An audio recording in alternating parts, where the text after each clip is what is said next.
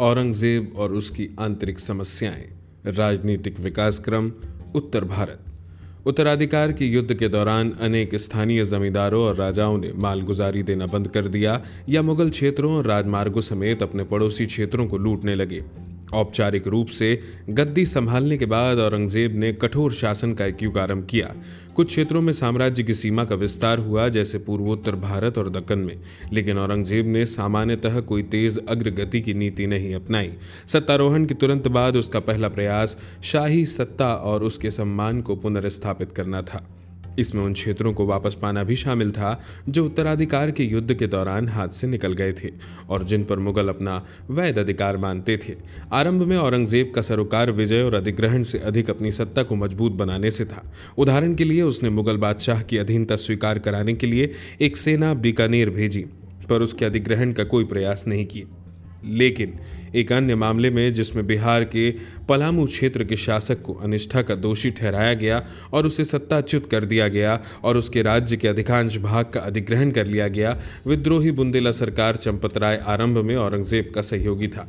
पर जब वह लूटमार का जीवन जीने लगा तो मुगल सेना बराबर उसके पीछे लगी रही, लेकिन बुंदेला इलाकों का अधिग्रहण नहीं किया गया। पूर्वोत्तर और पूर्वी भारत, असम। पहले एक अध्याय में हम असम की वादी में अहोम शक्ति के उदय का तथा एक ओर कामता यानी कामरूप के शासकों और दूसरी ओर बंगाल के अफगान शासकों के साथ उसके टकरावों का जिक्र कर चुके हैं। 15वीं सदी के अंत तक कामता राज्य का पतन हो चुका था और उसका स्थान कूच बिहार राज्य ने ले लिया था, जिसका उत्तरी बंगाल और पश्चिमी असम पर वर्चस्व था तथा जिसने अहोमों के साथ टकराव की नीति जारी रखी थी। लेकिन आंतरिक विवादों के कारण 17वीं सदी के आरंभ में राज्य का विभाजन हो गया तथा कूच के शासक के आग्रह पर असम ने मुगलों ने प्रवेश किया। विभाजित राज्य को मुगलों ने पराजित किया तथा 1612 में कूच की सेना की सहायता से बाढ़ नदी तक पश्चिमी असम वादी पर अधिकार कर लिया। कूच का शासक मुगलों का आश्रित बन गया। इस पर मुगलों का संपर्क अहोमों से हुआ, जो बाढ़ नदी के पार पूर्वी असम पर शासन कर रहे थे। पराजित राजवंश के एक राजकुमार को पनाह देने वाले अहोमों से एक लंबे युद्ध के बाद अंततः 1638 में दोनों के बीच एक संधि हुई, जिसके कारण बाढ़ नदी को उनकी और मुगलों के बीच की सीमा मान लिया गया। इस तरह गुवाहाटी पर मुगलों का नियंत्रण हो गया। औरंगजेब के काल में मुगलों और अहोमों के बीच एक लंबा युद्ध चला। इसका आरंभ गुवाहाटी और आसपास के क्षेत्रों से मुगलों को निकालने के लिए अहोमों के प्रयास से हुआ, ताकि असम पर उनका पूरा नियंत्रण स्थापित हो। मीर जुमला, जिसे औरंगजेब ने बंगाल का सूबेदार नियुक्त किया था, कूच बिहार और पूरे असम को मुगल शासन के अंतर्गत लाकर अपनी पहचान बनाना चाहता था। उसने पहले कूच बिहार पर हमला किया, जिसने मुगलों की अधिराजी से अपने को मुक्त कर लिया था और उसने इस पूरे राज्य को मुगल साम्राज्य में मिला लिया। फिर उसने अहोम राज्य पर हमला किया। मीर जुमला ने अहोमों की राजधानी गढ़गांव पर अधिकार कर लिया और 6 माह तक अधिकार बनाए रखा। फिर वह आगे बढ़ता हुआ अहोम राज्य की अंतिम सीमा तक चला गया और अंततः उसने 1663 में अहोम राजा को एक अपमानजनक संधि के लिए बाध्य करा दिया। राजा को अपनी बेटी मुगल हरम में भेजनी पड़ी, भारी हर्जाना देना पड़ा और 20 हाथियों का सालाना खिराज देना पड़ा। मुगलों की सीमा अब बाढ़ नदी से आगे बढ़कर भरारी नदी तक जा पहुंची। बंगाल और उड़ीसा। अपनी शानदार विजय के कुछ ही समय बाद मीर जुमला चल बसा, लेकिन असम में अग्रगति के लाभ संदिग्ध थे, क्योंकि वह इलाका बहुत समृद्ध नहीं था और पर्वतवासी नागाओं के लड़ाकू कबीलों में घिरा हुआ था। अहोम सत्ता की रीढ़ अभी भी टूटी न थी और संधि को लागू कराना मुगलों के बस से बाहर था।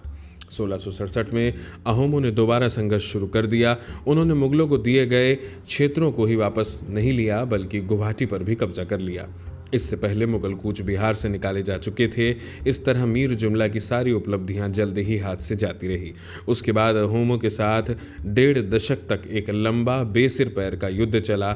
एक लंबे समय तक मुगल सेना की कमान आमेर के राजा राम सिंह ने संभाली, लेकिन इस काम के लिए आवश्यक संसाधन उसके पास नहीं थे, क्योंकि मीर जुमला की तरह वह बंगाल का सूबेदार नहीं था और उसके संसाधनों का उपयोग वह इच्छा अनुसार नहीं कर सकता था। अंततः मुगलों को गुवाहाटी तक से हाथ धोना पड़ा और उसके पश्चिम में सीमा का निर्धारण करना पड़ा। असम की घटनाओं ने दूर दराज के क्षेत्रों में मुगल सत्ता की सीमाओं को तथा अहोमों के कौशल और संकल्प को भी स्पष्ट कर दिया, जो जमकर लड़ने से बचते थे और छापामार युद्ध की पद्धति अपनाते थे। दूसरे क्षेत्रों में भी मुगलों के विरोधियों ने ऐसी ही कार्यनीतियां अपनाई और ऐसी ही सफलता पाई, लेकिन मुगल आक्रमण के झटके और बाद के युद्ध ने अहोम राजतंत्र की शक्ति को कम किया तथा अहोम साम्राज्य का पतन और विघटन हो गया। मुगलों को दूसरे स्थानों पर अधिक सफलता मिली। शिवाजी के हाथों मात खाने वाले शाइस्ता खान को मीर जुमला की जगह बंगाल का सूबेदार बनाया गया। वह एक अच्छा प्रशासक और योग्य सेनापति साबित हुआ। उसने मीर जुमला की अग्रगति की नीति में संशोधन किया। पहले उसने कूच बिहार के शासक के साथ एक समझौता किया, फिर उसने दक्षिण बंगाल की समस्या पर ध्यान दिया, जहां चटगांव को मुख्यालय बनाए बैठे माघ अरकानी लुटेरे ढाका तक के क्षेत्र में आतंक फैलाए हुए थे। ढाका तक का क्षेत्र वीरान हो चुका था तथा व्यापार और उद्योग को धक्का लगा था। शाइस्ता खान ने अरकानी लुटेरों का सामना करने के लिए एक नौसेना बनाई तथा चटगांव के खिलाफ कार्रवाई का एक आधार बनाने के लिए सोनदीप नामक द्वीप पर अधिकार कर लिया। फिर उसने धन और अनुग्रहों का लालच देकर पुर्तगाली फिरंगियों को अपनी ओर किया। चटगांव के पास अरकानी नौसेना तबाह कर दी गई और उनके अनेक जहाज पकड़ लिए गए। फिर 1666 के आरंभ में चटगांव पर आक्रमण कर अधिकार कर लिया गया। इस काल में बंगाल के विदेश व्यापार की वृद्धि और पूर्वी बंगाल में कृषि के प्रसार के पीछे एक प्रमुख कारण था। उड़ीसा के पठानों के विद्रोह को कुचलकर बालासोर को व्यापार के लिए फिर से सुगम बना दिया गया। जन विद्रोह और क्षेत्रीय स्वतंत्रता के लिए आंदोलन, जाट, अफगान और सिख। साम्राज्य के अंदर औरंगजेब को अनेक दुरूह राजनीतिक समस्याओं का सामना करना पड़ा, जैसे दक्कन में मराठों की, उत्तर भारत में जाटों और राजपूतों की तथा उत्तर पश्चिम में अफगानों और सिखों की समस्याओं का। इनमें से कुछ समस्याएं नई नहीं थी और औरंगजेब के पूर्वजों ने भी उनको झेला था, पर औरंगजेब के काल में उनका एक भिन्न चरित्र हो गया। इन आंदोलनों की प्रकृति भी अलग अलग थी। राजपूतों के सिलसिले में यह बुनियादी तौर पर उत्तराधिकार की समस्या थी। मराठों के सिलसिले में मुद्दा स्थानीय स्वतंत्रता का था। जाटों से टकराव की कृषि संबंधी पृष्ठभूमि थी। सिख आंदोलन वह अकेला आंदोलन था जिसमें धर्म की शक्तिशाली भूमिका रही। कालांतर में सिख और जाट आंदोलन दोनों का समापन स्वतंत्र राज्यों की स्थापना के साथ हुआ। अफगानों के संघर्ष का कबीलाई चरित्र था, पर उनमें एक अलग अफगान राज्य स्थापित करने की भावना भी काम कर रही थी। इस तरह आर्थिक और सामाजिक कारकों ने तथा क्षेत्रीय स्वतंत्रता की भावना ने, जो अभी भी मजबूत थी, इन आंदोलनों की रूपरेखा तय करने में महत्वपूर्ण भूमिका निभाई। निसंदेह धर्म की भी एक भूमिका रही। कभी कभी तर्क दिया जाता है कि एक अफगान आंदोलन को छोड़ ये सभी आंदोलन औरंगजेब की संकीर्ण धार्मिक नीतियों के खिलाफ हिंदू प्रतिक्रिया के सूचक थे। जिस देश में जनता का विशाल भाग हिंदुओं का हो, वहां मुख्यतः मुस्लिम केंद्र सरकार से टकराने वाले किसी भी आंदोलन को इस्लाम विरोधी करार दिया जा सकता था। इसी तरह अपनी बात का प्रभाव बढ़ाने के लिए इन विद्रोही आंदोलनों के नेता धार्मिक नारों या प्रतीकों का प्रयोग कर सकते थे। इसलिए धर्म को एक व्यापकतर आंदोलन का अंग माना जाना चाहिए। जाट और सतनामी। मुगल शासन के साथ सबसे पहले टकराने वाला समूह आगरा दिल्ली क्षेत्र के जाटों का था, जो यमुना नदी के दोनों तरफ आबाद थे। जाट मुख्यतः कृषक थे, उनमें थोड़े से ही जमींदार थे। भाईचारे और इंसाफ की भावना से ओतप्रोत इन जाटों ने अक्सर सरकार से टक्कर ली थी और अपने दुर्गम क्षेत्र का लाभ उठाकर विद्रोह किए थे। उदाहरण के लिए जहांगीर और शाहजहां के काल में भी मालगुजारी की वसूली के सवाल पर इस क्षेत्र के जाटों से मुगलों के टकराव हुए थे। चूंकि दक्कन और पश्चिमी बंदरगाहों तक के शाही रास्ते जाट क्षेत्रों से होकर जाते थे, इसलिए मुगल सरकार ने इन विद्रोहों को गंभीरता से लिया था और इन्हें कुचलने के लिए कड़ी कार्रवाई की थी। 1669 में मथुरा के जाटों ने एक स्थानीय जमींदार गोखला के नेतृत्व में विद्रोह किया। क्षेत्र में किसानों ने यह विद्रोह तेजी से फैला और उसे कुचलने के लिए औरंगजेब ने स्वयं कूच करने का निर्णय किया। हालांकि जाट विद्रोहियों की संख्या 20,000 तक चली गई थी, पर वे संगठित बादशाही सेना का मुकाबला नहीं कर सकते थे। एक तीखी लड़ाई में जाटों की हार हुई। गोखला को पकड़कर निर्ममता से मार डाला गया, लेकिन आंदोलन पूरी तरह कुचला न जा सका और असंतोष सुलगता रहा। इस बीच नारनौल में, जो मथुरा से बहुत दूर न था, 1672 में किसानों और मुगल सरकार के बीच एक और हथियारबंद टकराव हुआ। इस बार टकराव एक धार्मिक समूह के साथ हुआ जो सतनामी कहलाता था। सतनामी अधिकतर किसान, दस्तकार और निम्न जातियों के लोग थे, जिन्हें एक समकालीन लेखक ने सुनार, बढ़ई, मेहतर, चमार और दूसरे कमीन लोग कहा है। वे जाति और स्थिति के भेद को या हिंदू मुस्लिम भेद को नहीं मानते थे। तथा एक सख्त आचरण संहिता का पालन करते थे। टकराव एक स्थानीय अधिकारी के साथ आरंभ हुआ और जल्द ही विद्रोह में परिवर्तित हो गया। इसे भी कुचलने के लिए बादशाह को स्वयं कूच करना पड़ा। दिलचस्प बात यह है कि इस टकराव में स्थानीय हिंदू जमींदारों ने, जिनमें से अनेक राजपूत थे, मुगलों का साथ दिया। 1685 में राजाराम के नेतृत्व में जाटों ने एक और विद्रोह किया। इस बार जाटों का संगठन बेहतर था और उन्होंने छापामार युद्ध की नीति अपनाई, साथ में लूटपाट भी की। विद्रोह को कुचलने के लिए औरंगजेब ने कछवाहा शासक राजा बिशन सिंह से संपर्क किया। बिशन सिंह को मथुरा का फौजदार बनाया गया और उसे पूरा क्षेत्र जमींदारी में दे दिया गया। जमींदारी के अधिकारों को लेकर जाटों और राजपूतों के बीच के टकराव ने इस मुद्दे को और पेचीदा बनाया। अधिकतर प्राथमिक जमींदार अर्थात खेती करने वाले और जमीन के मालिक किसान जाट थे, जबकि अधिकांश बिचौलिए जमींदार अर्थात मालगुजारी वसूल करने वाले जमींदार राजपूत थे। जाटों ने कड़ा प्रतिरोध किया, मगर 1691 तक राजाराम और उसके उत्तराधिकारी चूड़ामन को समर्पण के लिए बाध्य किया जा चुका था। लेकिन जाट किसानों में असंतोष बना रहा तथा उनके लूटपाट के कामों ने दिल्ली आगरा मार्ग को यात्रियों के लिए असुरक्षित बना दिया।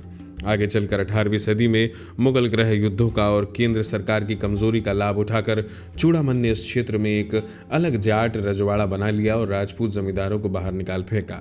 इस तरह जिस आंदोलन का आरंभ एक किसान विद्रोह के रूप में हुआ था, उसके चरित्र में परिवर्तन हो गया और उसका समापन एक ऐसे राज्य की स्थापना के साथ हुआ जिसमें जाट सरदार शासक वर्ग थे। अफगान। औरंगजेब का अफगानों से भी टकराव हुआ। पंजाब और काबुल के बीच पहाड़ी क्षेत्रों में रहने वाले सख्त जान अफगान कबाइलियों से भिड़ंत कोई नई बात नहीं थी। अफगानों से अकबर को भी लड़ना पड़ा और इन्हीं लड़ाइयों के दौरान उसने अपने गहरे मित्र और विश्वासपात्र राजा बीरबल को खो दिया। अफगान कबाइलियों से टकराव शाहजहां के काल में भी हुआ था। ये टकराव अंशतः आर्थिक और अंशतः राजनीतिक व धार्मिक थे। उबड़ खाबड़ पहाड़ों में जीविका का कोई विशेष साधन न होने के कारण अफगानों के पास कारवाओं को लूटने या मुगल सेना में भर्ती होने के अलावा कोई विकल्प न था। उनके तीव्र स्वतंत्रता प्रेम के कारण मुगल सेना में नौकरी करना उनके लिए कठिन था। मुगल आमतौर पर उन्हें अनुदान देकर संतुष्ट रखते थे, लेकिन आबादी में वृद्धि या किसी महत्वाकांक्षी नेता के उदय के कारण यह अनकहा समझौता टूट भी जाता था।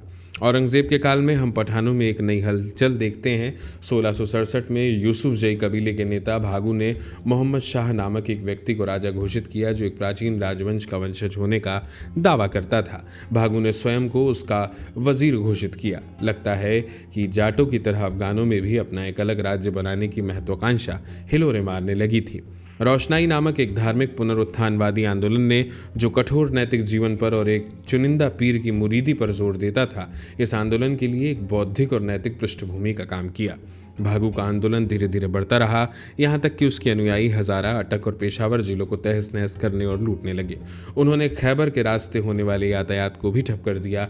खैबर का रास्ता साफ करने और विद्रोह को कुचलने के लिए औरंगजेब ने मुख्य बख्शी अमीर खान को भेजा।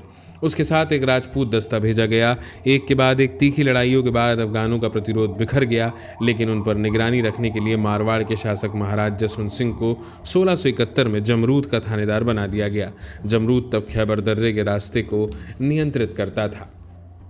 1672 में दूसरा अफगान विद्रोह हुआ। इस बार प्रतिरोध का नेतृत्व अफरीदी नेता अकमल खान ने किया, जिसने स्वयं को शाह घोषित किया। अपने नाम का खुतबा पढ़वाने लगा और अपने नाम के सिक्के चलाए।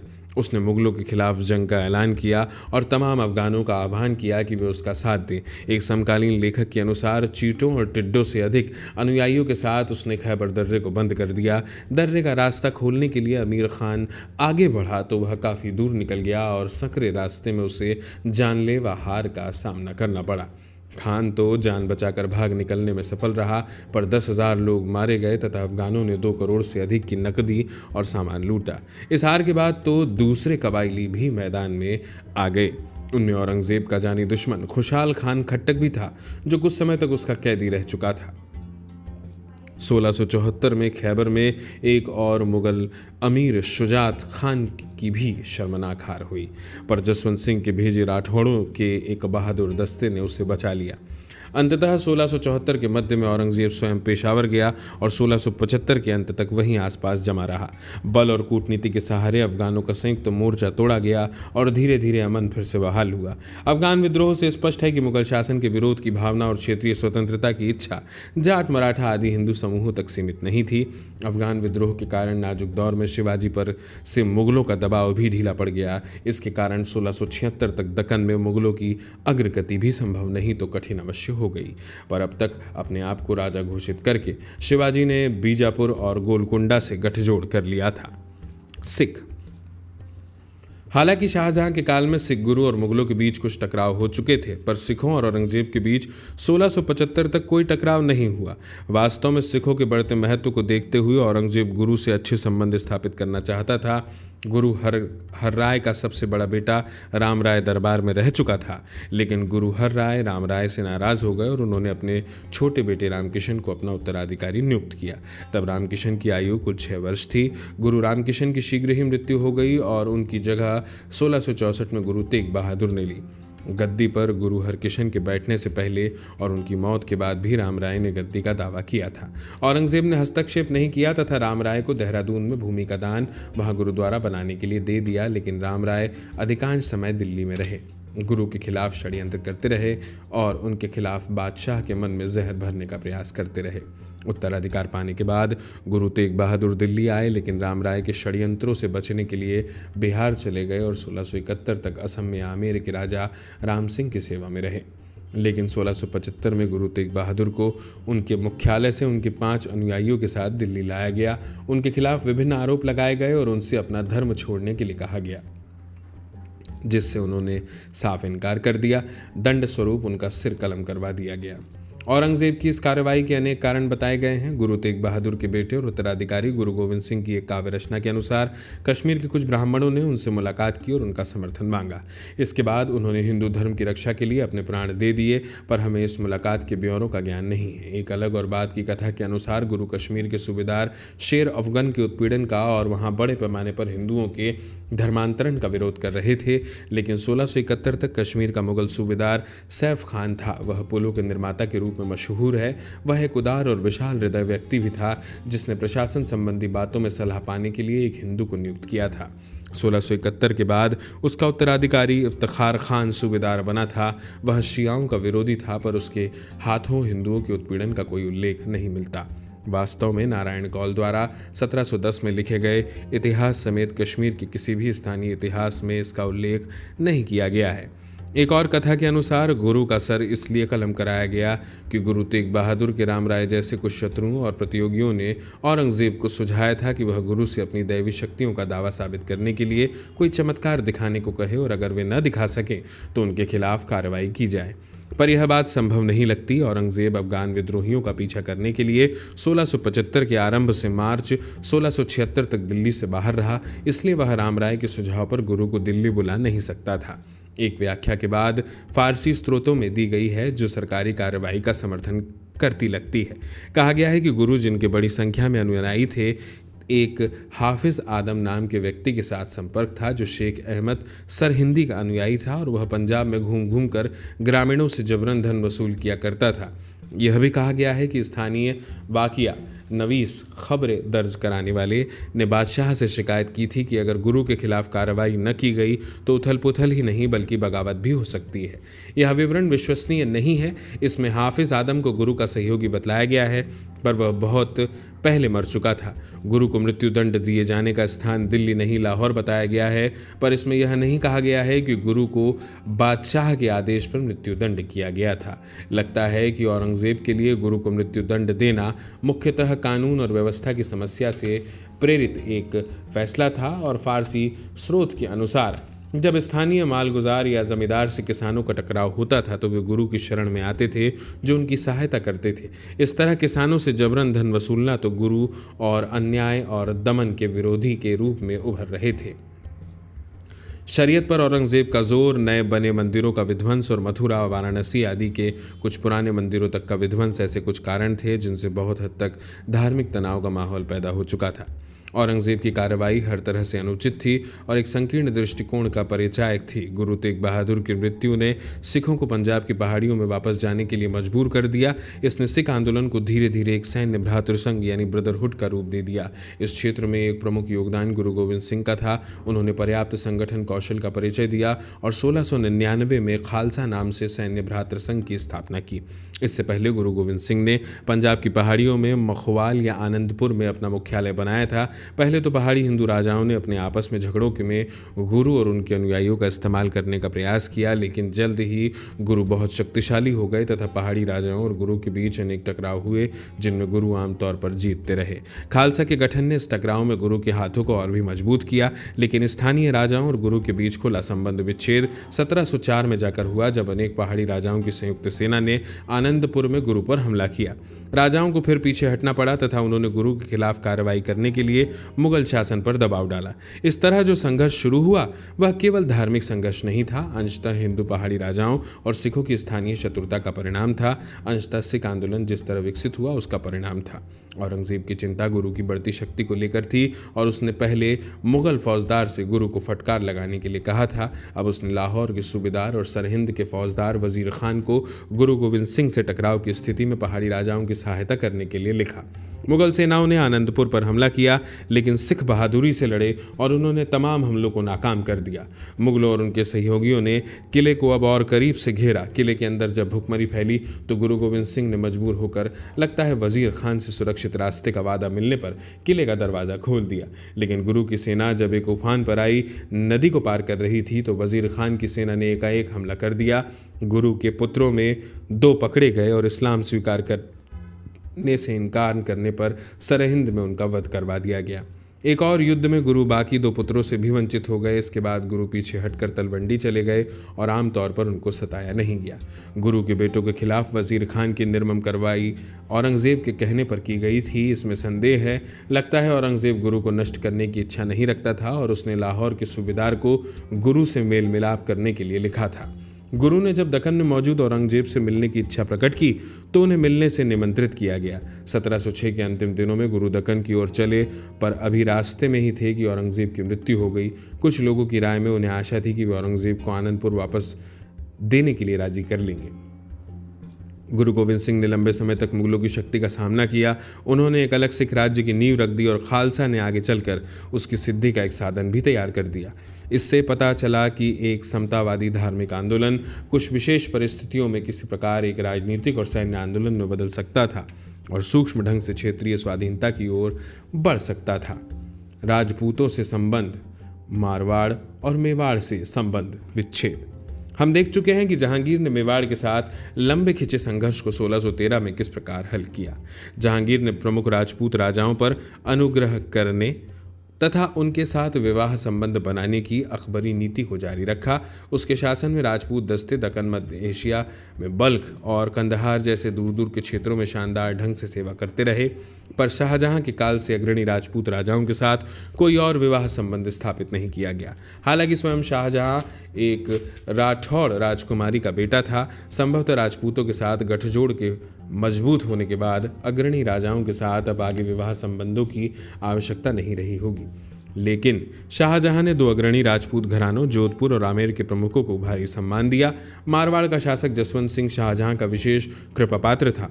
औरंगजेब के सत्तारोहण के समय वह और जयसिंह दोनों 7,000 के मनसबदार थे। औरंगजेब राजपूतों से गठजोड़ों को काफ़ी महत्व देता था। उसने मेवाड़ के महाराणा का सक्रिय सहयोग पाने का प्रयास किया और उसका मनसब 5,000/5,000 से बढ़ाकर 6,000/6,000 कर दिया। हालांकि जसवंत सिंह धर्माट में उसके खिलाफ लड़ा, शुजा विरोधी अभियान के दौरान औरंगजेब का साथ छोड़ गया और दारा को अपने राज्य में आमंत्रित किया था, पर औरंगजेब ने उसे क्षमा कर दिया और उसका पिछला मनसब वापस दे दिया। उसने उसे गुजरात की सूबेदारी समेत महत्वपूर्ण पदों पर भी नियुक्त किया। जयसिंह 1667 में अपनी मृत्यु तक औरंगजेब का गहरा मित्र और विश्वास पात्र बना रहा। जसवंत सिंह, जिसे उत्तर पश्चिम में अफगानों के मामले देखने के लिए नियुक्त किया गया था, 1678 के अंतिम दिनों में मरा। महाराजा का कोई बेटा जीवित नहीं बचा था और इस कारण फौरन गद्दी के उत्तराधिकार की समस्या उठ खड़ी हुई। यह मुगलों की एक पुरानी परंपरा थी कि विवादास्पद उत्तराधिकार के मामले में कानून और व्यवस्था के लिए राज्य को मुगल प्रशासन यानी खालसा के अंतर्गत रखा जाता था और फिर चुने गए उत्तराधिकारी को सौंप दिया जाता था। मसलन 1650 में जब जैसलमेर के उत्तराधिकारी का विवाद पैदा हुआ तो शाहजहां ने पहले तो राज्य को खालसा में ले लिया, और फिर बादशाह के चुने उत्तराधिकारियों को गद्दी दिलाने के लिए जसवंत सिंह को एक सेना की कमान देकर भेजा। मारवाड़ को खालिसा में लाने का एक और भी कारण था। अधिकांश मुगल अमीरों की तरह महाराजा पर भी राज्य की बड़ी बड़ी रकमें बकाया थी जिनको वह अदा नहीं कर सका था। अनेक राजपूत जिनको जसवंत सिंह से नाराज कर दिया गया था या जिनके क्षेत्र बादशाह ने जागीर के रूप में सौंप दिया गया था, जोधपुर की गद्दी पर राजा के अभाव या उपयोग गड़बड़ी पैदा करने के लिए करना चाहते थे। राठौड़ के विरोध का अनुमान लगाकर औरंगजेब ने मारवाड़ के 2 परगने जसवंत सिंह के परिवार और समर्थकों के निर्वाह के लिए दे दिए। उसने एक मजबूत सेना भी जमा की और अपने आदेश लागू कराने के लिए स्वयं अजमेर की ओर चल पड़ा। जसवंत सिंह की पटरानी रानी हाड़ी मुगलों को जोधपुर का प्रशासन सौंपने का विरोध इस आधार पर कर रही थी कि यह राठौड़ों का वतन था। अब उसके सामने मुगल अधीनता मानने के सिवा कोई चारा नहीं रहा। फिर उन छिपे खजानों की गहरी तलाश शुरू हो गई जो जसवंत सिंह के पास हो सकते थे। पूरे मारवाड़ में मुगल अधिकारी तैनात कर दिए गए। पुराने मंदिरों समेत बड़ी संख्या में मंदिरों को नष्ट किया गया, उनको ईंटें लगाकर बंद कर दिया गया। इस तरह मुगलों ने विजेता की तरह व्यवहार किया और मारवाड़ से दुश्मन क्षेत्र की तरह सलूक किया। इसे उचित ठहरा सकना आसान नहीं है। गुजरात के बंदरगाहों से दिल्ली को जोड़ने में मारवाड़ के रणनीतिक महत्व के बावजूद औरंगजेब का उस पर सीधा नियंत्रण बनाए रखने का कोई इरादा नहीं था, जैसा कि आधुनिक इतिहासकार यदुनाथ सरकार ने दावा किया। जसवंत सिंह की मृत्यु के बाद उसकी 2 रानियों से लाहौर में 2 बेटे पैदा हुए। गद्दी पर उनके दावों की जोरदार पुष्टि की गई, लेकिन अजमेर से दिल्ली लौटने से पहले औरंगजेब ने 36 लाख रुपए उत्तराधिकार शुल्क नजराना के बदले जसवंत सिंह के बड़े भाई अमर सिंह के पोते इंदर सिंह को जोधपुर का टीका देने का फैसला कर दिया था। औरंगजेब शायद इस तर्क से प्रभावित हो गया कि अमर सिंह के दावे को अनदेखा करके और छोटे भाई जसवंत सिंह को टीका देकर शाहजहां ने अमर सिंह के साथ भारी अन्याय किया था। हो सकता है वह मारवाड़ में अल्पमत का प्रशासन लाने से भी बचना चाहता हो। कुछ आधुनिक इतिहासकारों की राय में औरंगजेब ने जसवंत सिंह की मृत्यु के बाद जन्मे उसके बेटे अजीत सिंह को इस शर्त पर जोधपुर देने का प्रस्ताव किया था कि वह मुसलमान बन जाए। समकालीन स्रोतों में इस बात का कहीं उल्लेख नहीं मिलता। एक समकालीन राजस्थानी रचना हुकूमत रिबही के अनुसार अजीत सिंह को जब आगरा दरबार में पेश किया गया तो औरंगजेब ने उसे एक मनसब देने की पेशकश की और ऐलान किया कि मारवाड़ के 2 परगने सोजत और जैतरण उसकी जागीर बने रहेंगे। इस तरह औरंगजेब एक तरह से परिवार की 2 शाखाओं के बीच मारवाड़ राज्य के विभाजन की बात सोच रहा था। दुर्गादास के नेतृत्व वाले राठौड़ों ने इस प्रस्तावित समझौते को, जिसे वे राज्य के बेहतरीन हितों के खिलाफ समझते थे, ठुकरा दिया। सरदारों द्वारा अपने प्रस्ताव ठुकराए जाने पर क्रोधित होकर औरंगजेब ने आदेश दिया कि राजकुमारों और उनकी माताओं को नूरगढ़ के किले में नजरबंद कर दिया जाए। इससे राठौड़ सरदार चौकन्ने हो गए। बहादुरी से लड़कर वे एक राजकुमार के साथ आगरा से भाग निकले और भारी जश्न के बीच उन्होंने जोधपुर में अजीत सिंह नाम से उसे राजा बनाया। औरंगजेब के लिए संतोष की बात रही होगी कि राठौड़ों में इंदर सिंह के समर्थक नहीं थे। उसने इंदर सिंह को नाकारापन के कारण किनारे लगा दिया था, पर अजीत सिंह को जाली बच्चा करार देकर उसके खिलाफ एक कठोर बेलोच रुख अपनाया। साम्राज्य के सभी भागों से सुसज्जित सेनाएं बुलाई गई और एक बार फिर औरंगजेब ने अजमेर की ओर कूच किया। राठौड़ों का प्रतिरोध कुचल दिया गया और जोधपुर पर अधिकार कर लिया गया। दुर्गादास अजीत सिंह के साथ भागकर मेवाड़ चला गया, जहां राणा ने उसे एक गुप्त पनाहगाह में भेज दिया। इसी समय मेवाड़ अजीत सिंह की ओर से युद्ध में उतरा। राणा राज सिंह, जिसने कभी औरंगजेब का साथ दिया था, धीरे धीरे उससे विमुख हो गया था। उसने रानी हाड़ी के दावे को पुष्ट करने के लिए जोधपुर के एक अग्रणी व्यक्ति की कमान में 5000 की सेना भेजी थी। लगता है राजपूतों के अंदरूनी मामलों में, जैसे उत्तराधिकार के सवाल पर, वह मुगल हस्तक्षेप का भारी विरोधी था। इसके अलावा उसे मुगलों से शिकायत भी थी कि उन्होंने मेवाड़ से उसके दक्षिण और पश्चिम में स्थित राज्यों जैसे डूंगरपुर, बांसवाड़ा आदि को अलग करने का प्रयास किया, जो कभी मेवाड़ को खिराज देने वाले और उसके आश्रित राज्य थे। पर तत्कालिक कारण था मारवाड़ पर मुगल सेना के अधिकार और औरंगजेब द्वारा अजीत सिंह के उत्तराधिकार के दावे को ठुकराए जाने पर राणा का असहज होना।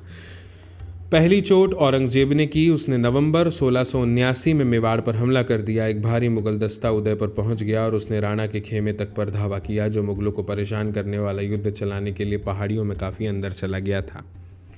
युद्ध में जल्द ही गतिरोध आ गया। मुगल न तो पहाड़ियों में घुस सकते थे और न राजपूतों की छापामार युद्ध शैली से निपट सकते थे। चारों ओर युद्ध की निंदा हो रही थी और औरंगजेब की चेतावनी तथा फटकार कमानदारों पर असर नहीं डाल रही थी। आखिरकार औरंगजेब के सबसे बड़े बेटे शाहजादा अकबर ने इस स्थिति का लाभ उठाते हुए बगावत का झंडा खड़ा कर दिया। राठौड़ सरदार दुर्गादास से गठजोड़ करके उसने अजमेर की ओर जनवरी 1681 में कूच किया। औरंगजेब असहाय पड़ा था क्योंकि उसकी तमाम बेहतरीन सेनाएं दूसरे स्थानों पर व्यस्त थी, पर शाहजादा अकबर ने देर कर दी और औरंगजेब झूठे पत्रों के सहारे उसके खेमे में फूटा पैदा करने में सफल रहा। शाहजादा अकबर भागकर महाराष्ट्र चला गया और औरंगजेब ने राहत की सांस ली। अब औरंगजेब के लिए मेवाड़ का अभियान गौण हो गया। इस बीच राणा राज सिंह मर चुका था। औरंगजेब ने नए राणा जगत सिंह से एक संधि कर ली। राणा को मजबूर होकर जजिया के बदले अपने कुछ परगने सौंपने पड़े। उसे उसकी निष्ठा के लिए और अजीत सिंह का साथ न देने योग्य वादे पर 5000 का मनसब दिया गया। अजीत सिंह के बारे में औरंगजेब ने बस ये वादा किया कि उसके बालिग होने पर मनसब और राज उसे सौंप दिए जाएंगे। इस समझौते और अजीत सिंह संबंधी वादे ने किसी भी राजपूत को संतुष्ट नहीं किया। मुगलों ने मारवाड़ पर नियंत्रण बनाए रखा और बेतुका युद्ध 1698 तक जारी रहा, जब आखिरकार अजीत सिंह को मारवाड़ का शासक मान लिया गया। लेकिन राजधानी जोधपुर पर से मुगलों ने अपना नियंत्रण ढीला करने से इनकार कर दिया। मेवाड़ का राणा भी मुगलों को अपने परगने सौंपने के बाद असंतुष्ट रहा। 1707 में औरंगजेब की मृत्यु तक इसी स्थिति में कोई परिवर्तन नहीं आया। मारवाड़ और मेवाड़ के प्रति औरंगजेब की नीति भोंडी और गलतियों से भरी थी तथा उससे मुगलों को किसी तरह का लाभ नहीं हुआ। दूसरी ओर इन राज्यों के मुकाबले मुगलों की असफलता से उसकी सैन्य प्रतिष्ठा को धक्का लगा। यही सही है कि 1681 के बाद मारवाड़ विरोधी युद्ध में थोड़े से ही दस्ते शामिल किए गए थे और इनका सैन्य दृष्टि से कोई अधिक महत्व नहीं था। यह भी सही है कि हाड़ा, कछवाहा और अन्य राजपूत दस्ते मुगलों की सेवा करते ही रहे, लेकिन औरंगजेब की मारवाड़ नीति के परिणामों को केवल इन्हीं के आधार पर नहीं परखा जा सकता। मारवाड़ व मेवाड़ से संबंध विच्छेद ने एक नाजुक समय में राजपूतों के साथ मुगलों के गठजोड़ को कमजोर किया। सबसे बड़ी बात यह है कि उसके पुराने और भरोसेमंद सहयोगियों के प्रति मुगलों के समर्थन के पक्के होने और औरंगजेब के छिपे इरादों के बारे में शक पैदा कर दिया। औरंगजेब की बेलोच और अक्खड़ मारवाड़ नीति ये साबित नहीं करती कि उसका मुख्य उद्देश्य था हिंदू धर्म को नष्ट करना, जैसा कि आरोप लगाया गया है। 1679 के बाद के काल में बड़ी संख्या में मराठों को अमीर वर्ग में प्रवेश की अनुमति भी इस मत का खंडन करती है। पूर्वोत्तर भारत में तथा जाटों, अफगानों, सिखों, राजपूतों के साथ औरंगजेब के टकरावों ने साम्राज्य पर भारी दबाव डाला, लेकिन असली टकराव तो दक्कन में होना था।